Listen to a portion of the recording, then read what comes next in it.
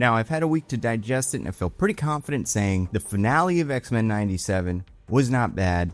However, it made for a weird season, and I want to talk about it. Oh, by the way, my cat Mortimer is on my lap. He loves to be on my lap for these, but especially this week because, and from this point on, spoiling everything for episode 9 of X-Men 97 season 2, we saw the inside of Al Cooper's office again, but that cat was gone, and Mortimer, my cat, is like, where'd that cat go? Was Mystique the cat the whole time? That's interesting. Can she turn into cats? I don't know, maybe sometimes, not all the time, but you never know. Maybe Mystique let the cat out because cats don't like Mystique because they can kind of sniff out that she's not the person she's pretending to be. That's also a good answer. So yeah, this week we saw the finale of season 2 of X-Men 97.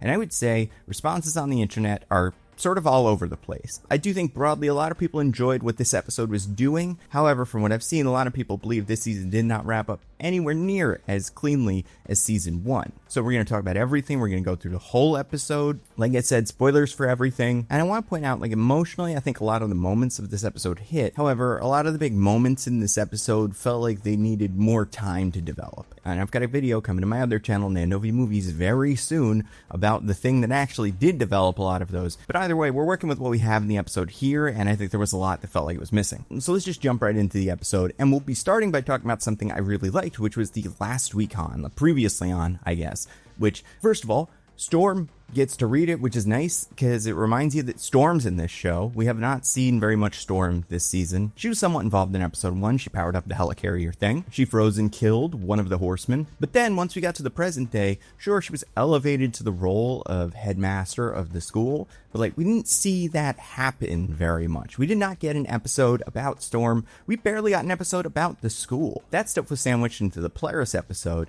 Like the previously, I think, does a really good job of bringing together all the important stuff from the season, but that reminds you of what's not in the previously on, and that's episode 5, that's almost all of episode 6, and that's a large part of episode 7. They do at least manage to weave in the Kurt Graydon Creed idea of should someone be given mercy, or is it more merciful to kill them to spare everybody else? Like, that idea did make it into the previously on, but I think a lot of people's frustrations with this season came from the fact that big ideas that were happening in this episode came out of nowhere and were replaced with episodes, some of which were genuinely cool, like episode 5 and episode 7. I loved those episodes.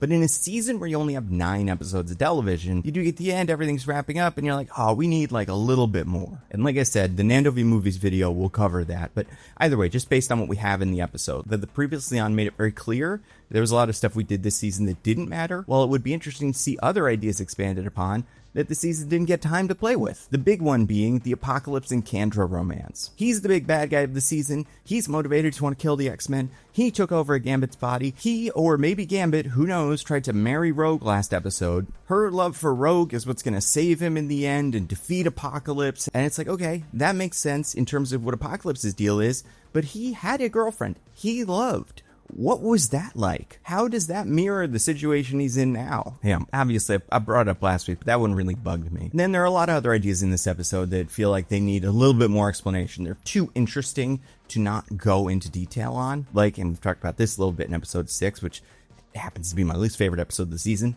What is X-Corp? X-Corp is this big building, right? What's in it?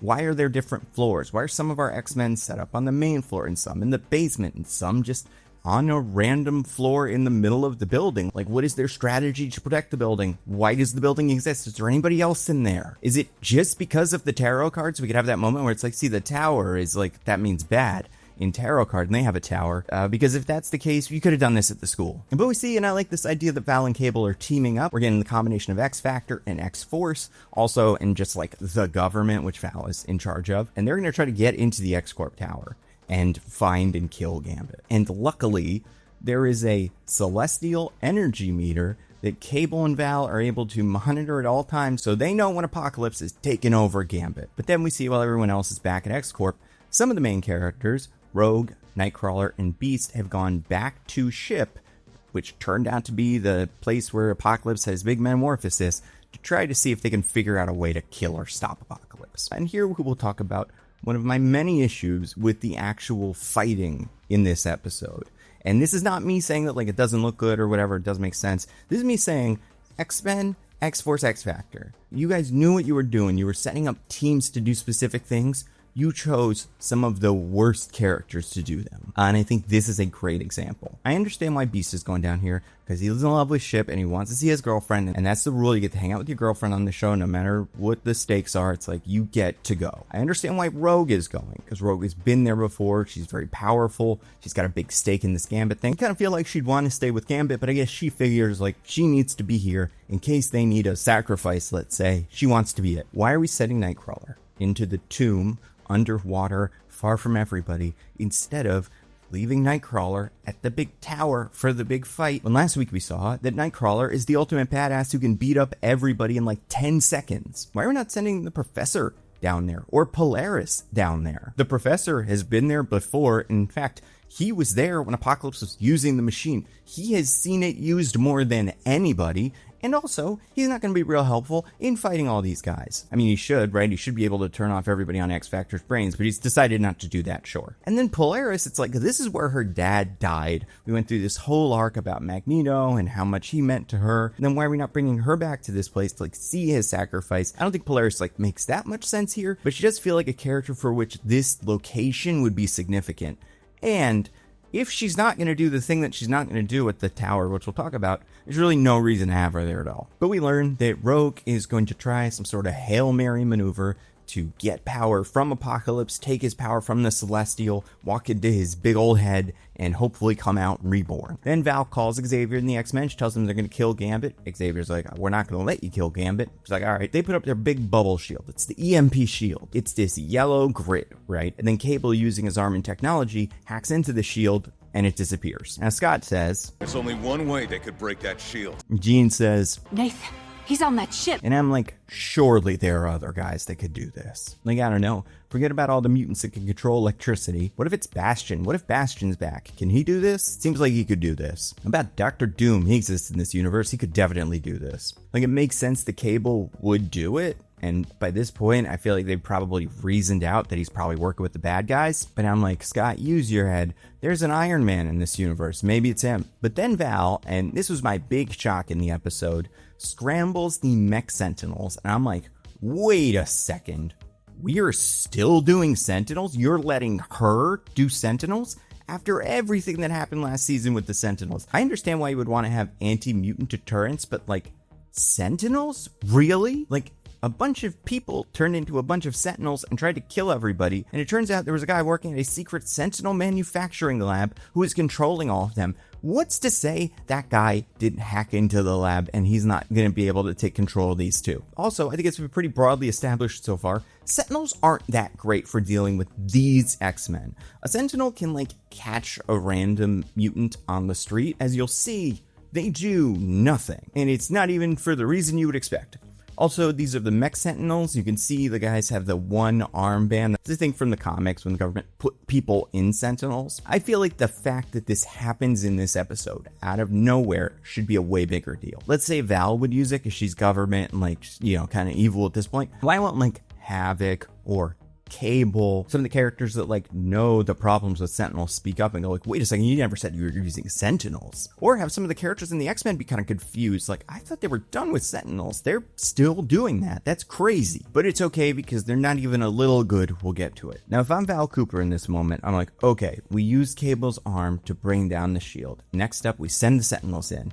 I would be really confused when another very similar shield shows up around the tower now, in the shape of the tower, but still like a yellow grid. I'd be like, wait, how many shields are there? But luckily, X-Factor has one plan that is the one thing they're ever going to do right in these episodes, and it is to take down one of these shields, so they're going to be fine. And Jean calls Professor Xavier. I know what you're thinking. Wait, Professor Xavier? That's not what she says. Professor.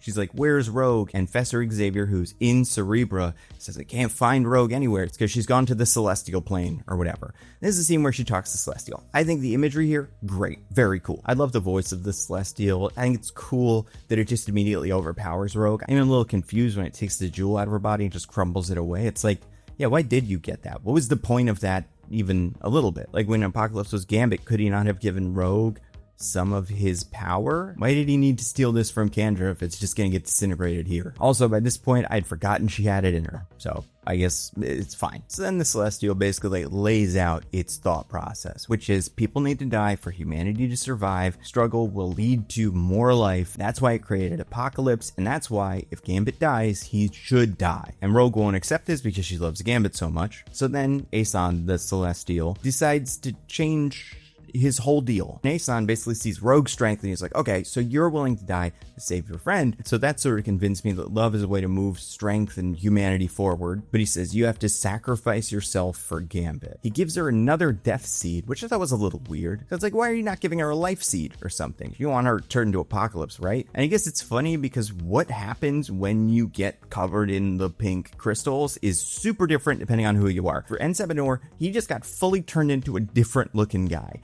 Like, yes, you had the skin and you had like the face with the little smiley thingy. But besides that, like different armor, big A belt, all that. Kendra basically looked the same. Rogue still pretty much looks like Rogue, but with a different suit. And Rogue turns into Celestial Rogue, which is an interesting outfit. I think it's cool looking. I like a lot about the design of it. I like the effect, whatever we're calling it, that's kind of tracing around her as she moves. I think her headpiece does look a little Wonder Woman-esque. I think that's kind of funny. I like the sound the armor makes. Like, it does kind of clunk. It's not incredibly clunky, but you feel like it does have some weight. Rogue hugs Nightcrawler. Nightcrawler's like, that was a little too easy. But then we're back at the fight, and let's talk about, again, some decisions we're making here. What we find out is Jubilee and Sunspot, for some reason, are on outside the building duty.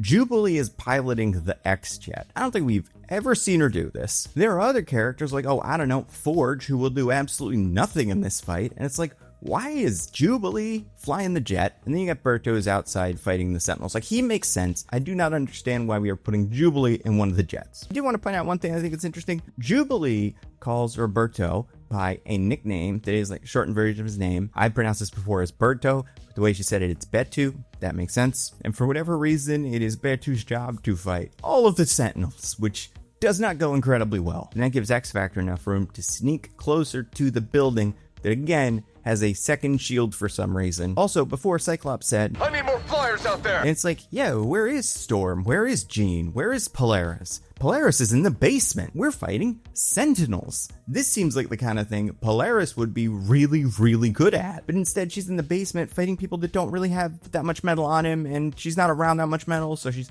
kind of useless. And then we're gonna see what X Factor does. This is cool. This is the coolest moment of the episode for me. This is the first maneuver anyone's pulled off. Strong guy jumps into the force field, absorbs the force field, because that's how he works. He absorbs kinetic energy, and then he's able to redirect it.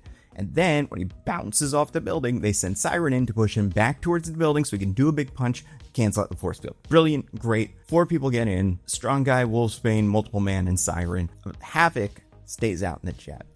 And I'm like, hey, Havoc, why are you not going inside? You're the leader of these guys. You have a power that's pretty handy inside. And you guys, as a team, have one guy who can turn into as many guys as you need. They don't need to be close to each other. And he can fly the plane.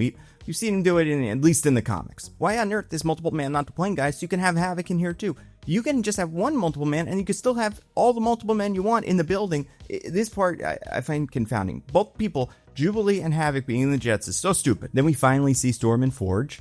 They're ready to help. Forge has his little jetpack chair thingy, and he is going to use that to fly around because he gets to be with his girlfriend, because that's the rules. She's going to obviously fly around and be helpful. So he gets to be next to her. And Storm says, we are facing mech sentinels by the dozens.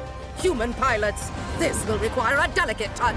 So what that means for Storm, a delicate touch means make a big tornado with lightning and hope that that doesn't kill them all. And it does it because the little things explode out of their chests and everybody is safe. But Storm, if that's a delicate touch, what was the alternative? Were you going to channel the energy of the sun again and use that to just burn all the Sentinels to death? Because that would have been pretty cool, but I understand why you didn't do that. But hey, look, we're not doing anything with the Sentinels anymore. They're not gonna matter. They don't do anything for the rest of the episode. And it's like, why did we have them? So that we could give Sunspot and Storm something to do? It would be kind of cool if they could fight some of the guys from X Factor, I guess. I mean, Sunspot and Storm have both kind of had no development over this season.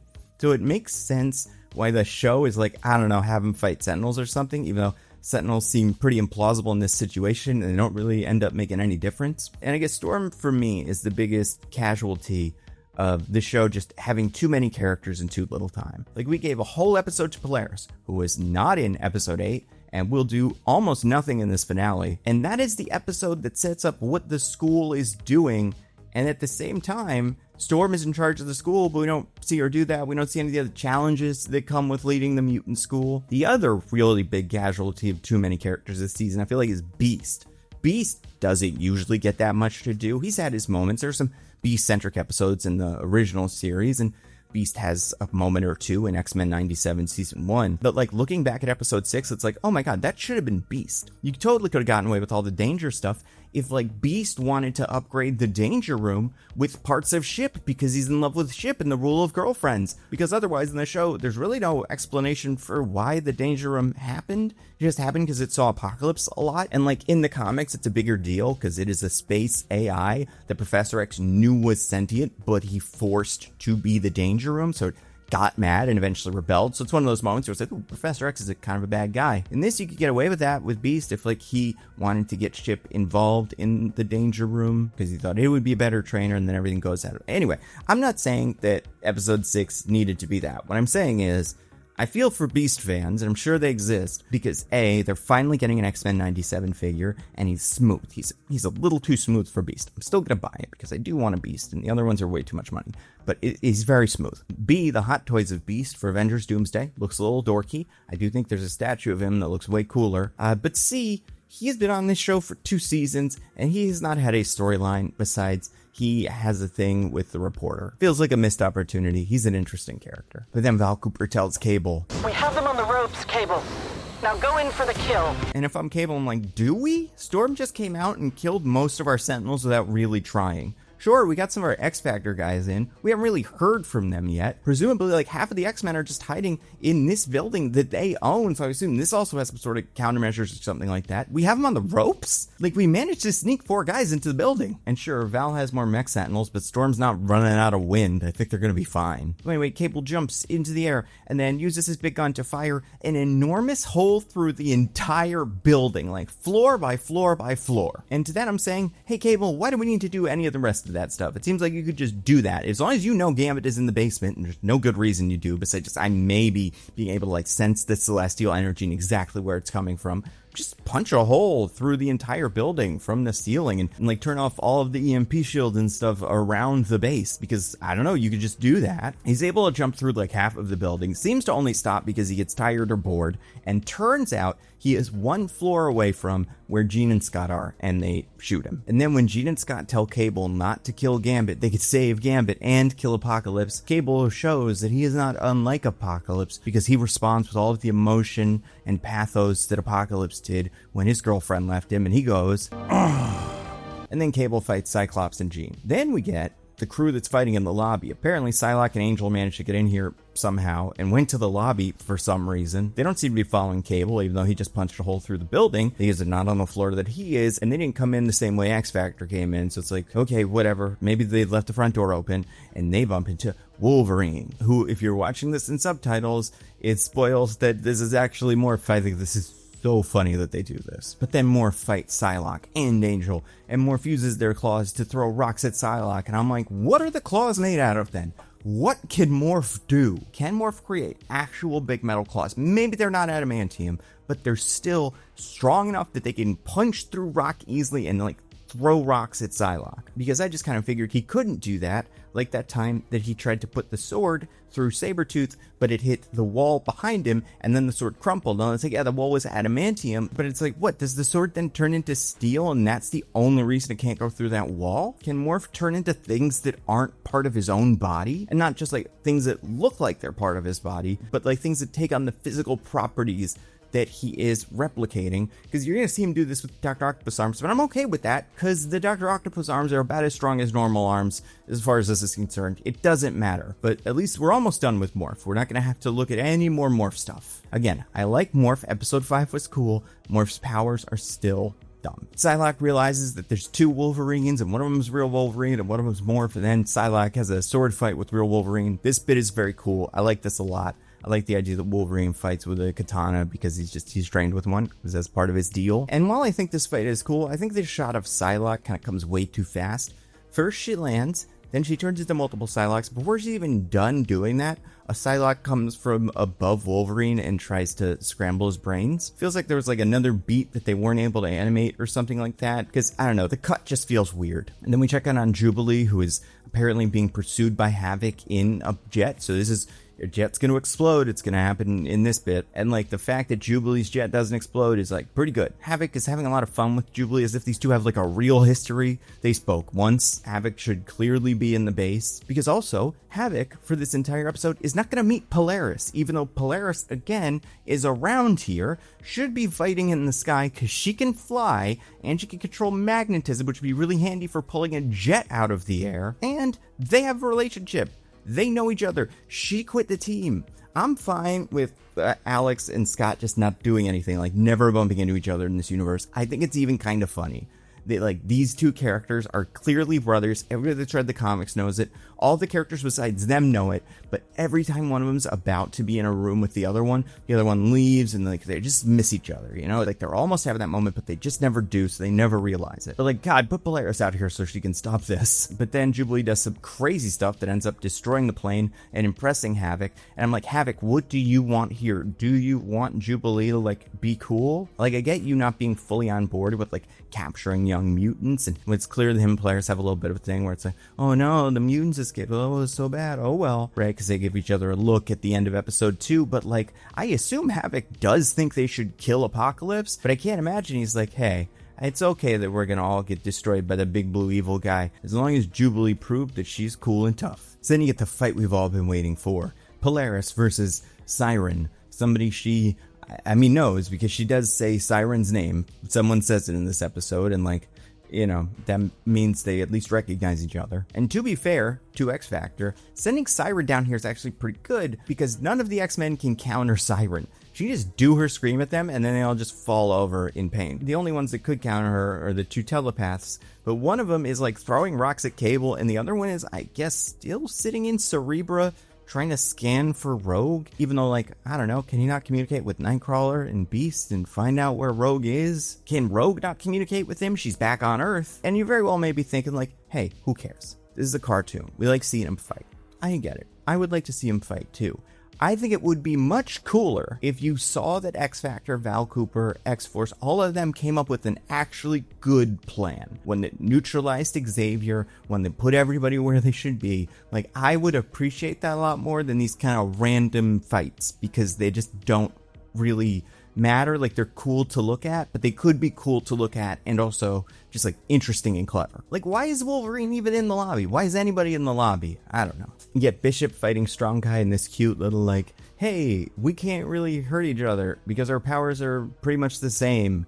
And they both agree that, even though, like, technically in the comics, that's not really how it works. At least that's not how Bishop's powers usually work. Strong Guy does absorb kinetic energy and, like, channel it back. The same way Sebastian Shaw also does that. He has the same power, basically. The difference with Strong Guy is he needs to use that energy, otherwise he'll explode. Bishop can usually absorb, like, energy. So, like, if you do an energy blast, then you should be able to absorb the sonic scream or that fence that he bumps into. All that stuff, that's Bishop stuff. I feel like kinetic energy is not usually how he works, although he has done that in the past on this show. When they fall off the pterodactyls, he catches Polaris and like saves her, and I'm assuming absorbs the kinetic energy. But just for me, and maybe I'm wrong about this, maybe I'm way off, that is not how Bishop usually works. And why is that important? It'd be boring if like 4 of the guys just had the exact same power. I like that they've got similar powers, but they're kind of tweaked. But then when everything seems lost because X Factor basically did beat up Bishop and Polaris because they're not the right people to have here. The right people to have here is Nightcrawler. They could do nothing against Nightcrawler. He could just teleport them all outside the building. It's like, okay, good luck doing another one of those Strong Guy bouncy ball maneuvers now that the plane's exploded. But then a card comes out of nowhere,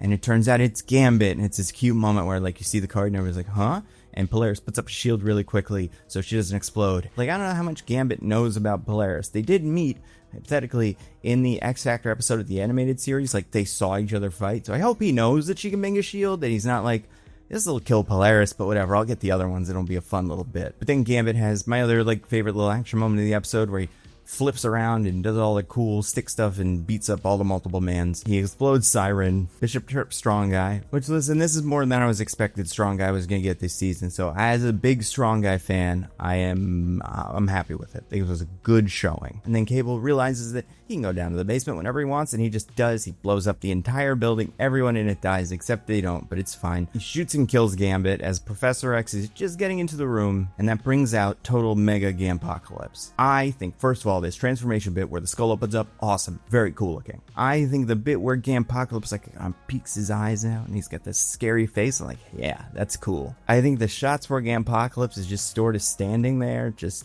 do not work. They don't look bad. They're not like poorly done. Just like the idea of this little Gambit head on big Apocalypse body with big Gambit coat doesn't look cool. I don't know what it is. Maybe a bigger head, maybe no coat. I think it's funny that Cable's like, what? This wasn't supposed to happen. And Apocalypse says, "Fool!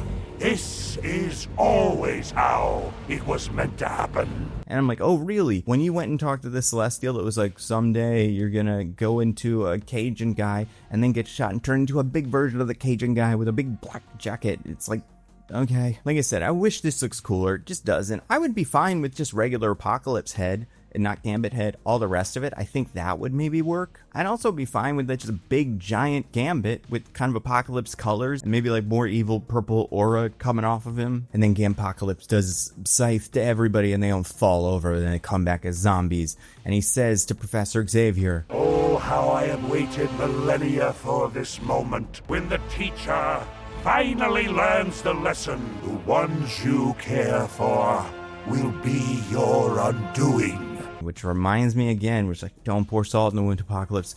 We should have seen you and Gandra. Like, this relationship that defined your life and defined your whole philosophy, that the people that you love will like sabotage you, they'll only bring you down. That is Apocalypse's life, the foundation of what he believes, and all we ever see from it is...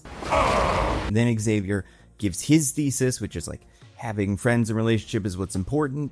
And then Rogue shows up and fights Gampocalypse. Now, she doesn't really fight him that much. I understand why people are kind of like, it would have been cool if she like punched him once or twice. But like, she doesn't really need to do that because this is what she kept saying she needed to do, which is like touch him, steal his power away, and then he'll be normal. If you need proof that the Apocalypse head would have worked better than the Gambit head on this body, there are moments when you see Apocalypse's head, it flashes between Apocalypse and Gambit, and it's like Apocalypse's head is half the size of Gambit's, and it works proportionally with that body. Then Rogue contains all of Apocalypse, and I like this shot. I think it's cool when she like, the camera zooms in and she flexes her muscles, crush it, and she turns it into a little blue whatever it is. I don't know. I really don't know what this was originally. Jewel, but like it's way bigger than a jewel, like a little top. And we learn from Sad Beast that Nightcrawler actually sacrificed himself because you could just keep going into there as long as the next guy goes in and is like, I'm doing the sacrifice now. It seems like the Celestial would have let him because I guess Rogue proved to the Celestial that love is stronger than Apocalypse. But Nightcrawler is basically like, I know, but I would like to die in her place, and I know people will be really sad when I die, and that will mean they'll have more emotions and they will be better people and they'll be stronger. And at this point, I feel like the Celestial's just like, fine, whatever. Can we be done? I didn't expect to get one guy today, let alone two. And then we see everybody at the Institute doing Institute things, which I really hope is what next season is. I just want, what is the school? I'm sure X-Corp is done. Like, the building exploded so many times just now that I don't think they can go back there. And I would like to just kind of start fresh back at the school where there's kids, and Colossus is there wherever he was for this episode. He's doing paintings again now. That's cool. But then we get the post-credit scene. I like this post-credit scene. I do think this season was a little messy. I like the promise of what this sets up. We learn Graydon Creed is the new president, and Mystique has taken over Val's body, which is so funny because everybody, the whole show, including myself, was like, Val's probably Mystique. Like, she had a really strong reaction to Rogue in season 5, episode 1. She seems to care about the X-Men a lot. Like, this just makes sense for her. And she's like the only character who hasn't done anything with superpowers yet. But it turns out she is now Val Cooper, but she was not before. So like everybody loses, basically. If you were like, it'd be dumb if she's Val Cooper. Well, she is now. And if you were like, she's Val Cooper the whole time, it was like, no, you're wrong too. And then Mystique shoots Val Cooper and reads her threat assessment, which as someone who remembers 9/11 kinda, and remembers everything after that, recognizes the phrase, Mystique determined to attack the United States?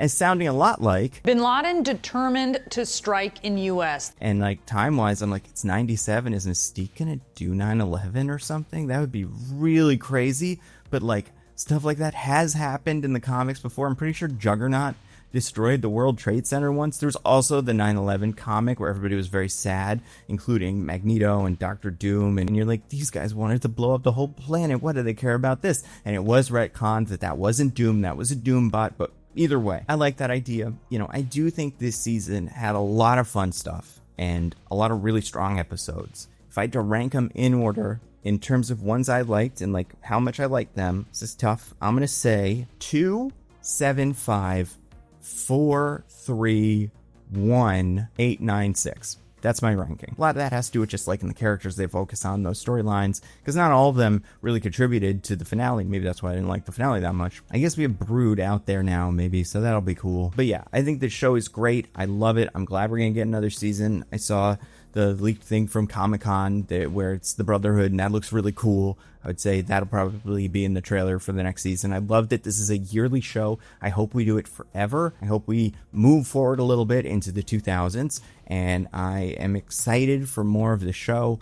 I just hope this next season's got a little bit more either space or focus, one or the other. Anyway, X-Men 97, sad to see you go, but we got lots of X-Men stuff in the future, so it's gonna be okay. And last thing, and you know, listen to this bit because it is important, very important to me. I've been talking a while about the Nebula project that I filmed about a year ago, and I finally have an update. We're going to be releasing it as a short film. We're going to premiere it at the Holly Shorts Festival in August 21st of 2026. So less than a month. Then once we're done with all the festivals, whenever we are able to, we will premiere it on Nebula. This is I don't know exactly how long it is, over 20-minute long short film I wrote. YouTube friend Patrick Willems directed, and Dave and Nebula put together an incredible team, like cinematographers, actors, crew, and made a short film that really looks great. It is called Power Trip, and unless you are at one of the festivals where it screens, the first place to watch this short, again, that I wrote, will be on Nebula. Nebula is a subscription streaming platform that I and a bunch of other YouTubers created. I upload all my videos early and ad-free, including this one. This was here on Nebula first. And then, like my short film, there's all kinds of stuff you can only find on Nebula. Patrick has made other short films. Lindsay Ellis makes video essays exclusively for Nebula. If you've watched the channel, you've seen me plug many of them. The show Jet Lag premieres on Nebula. Tom Scott's England series premieres on Nebula. It is an incredible way to support creators, and we're in the home stretch, so you will very soon be able to see the short film that I wrote and Patrick directed on Nebula. And a year of Nebula is already a steal at $60 a year. That's just $5 a month. But if you go to go.nebula.tv/thenandocut, you can get a year of Nebula for just $30. That is $2.50 a month. It is an incredible deal. It's a great way to support me and a bunch of other creators who either you already love or you are about to love. Again, it is go.nebula.tv/thenandocut. I'm going to do videos probably for the Lantern Show, all kinds of stuff in the future. That's all I got. Stay safe. See you around.